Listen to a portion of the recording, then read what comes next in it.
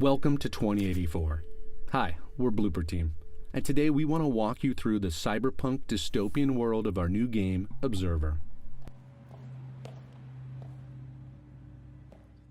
If you played our first game, Layers of Fear, you know that we make a different kind of horror. Something a bit more cerebral, emotional, and psychological. We like to call it hidden horror. I'm with the KPD, if that's what you're asking. Seriously? We haven't had a cop around these parts and... We think of hidden horror as a subgenre. There are a million different types of action games out there, but you don't see that kind of diversity in horror games. Most horror games are designed completely around survival. Someone or something is trying to kill you, zombies usually, and you must survive, using whatever weapons you can find, like machine guns and grenade launchers, and the occasional machete. So fresh.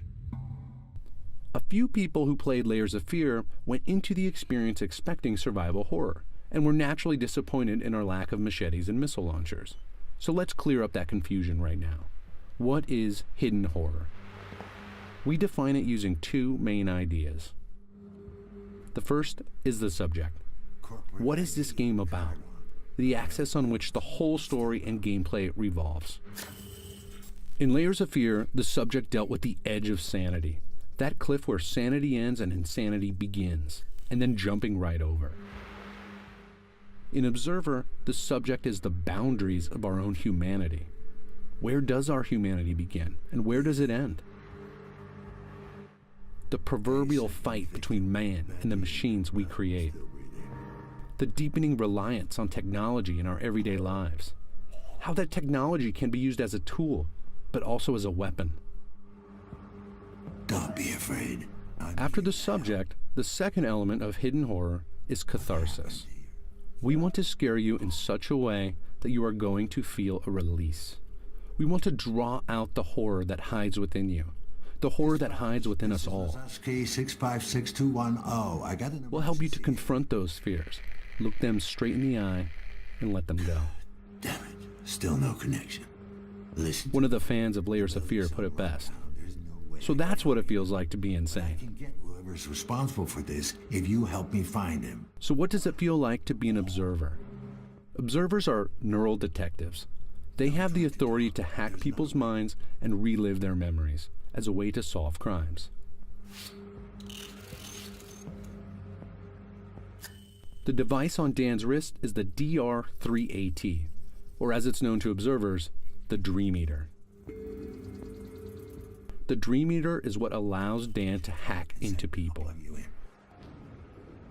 The idea of inserting yourself into the mind of another is just one of the ways we test the boundaries of humanity, the boundaries of the individual.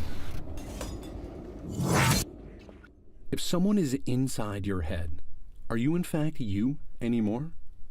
Is the ability to force the deepest memories from a person morally acceptable?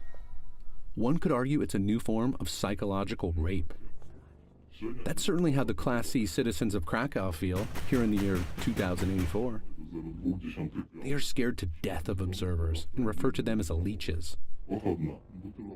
If you read the tech headlines of today, this frightening future doesn't feel that far off. We already overshare on social media. We are also beginning to augment ourselves with implants like RFID chips and prosthetics.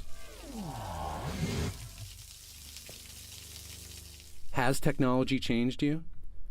Are you being influenced without being aware of it? These are the type of questions we want you to ask yourself as you play Observer. One of the reasons people enjoy horror, enjoy nightmarish monsters scaring the daylights out of us in movie theaters around the world, is that it relieves tension. That's what catharsis is, emotional release. But in games, you make the choices. You decide what happens. That's much more powerful than simply watching a movie on a screen. You experience and interact with the horror yourself. Because of this, you are constantly asking yourself as you play, why am I afraid? Why does this feel wrong? What am I really afraid of? In this dystopian future, if you really stop and think about these questions, you'll experience what we like to call Catharsis 2.0. This is a release from fears you didn't even know you had. That's some next level catharsis right there. Is it morally acceptable to hack a person's mind?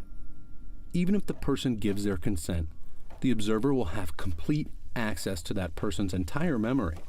They can find, take, and use whatever they want.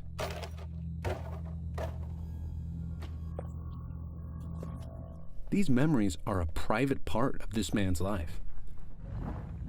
Detective Lazarski is just plowing right through it. Dan is driven to go as deep as he possibly can to find the truth. In this man's mind, we will learn that he's an ex-con, a recovering drug addict. So we will see the bars of his mental prison he has created for himself, the chains of addiction that hold him back. Some people may rush through this and not notice. But those of us who stop and think about what we are seeing will experience something quite a bit more nuanced and layered.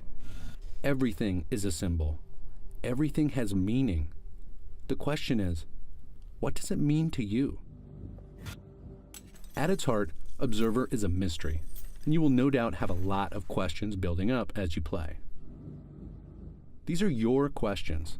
If you stop and think about them, you may find your own answers, and maybe even a bit of release.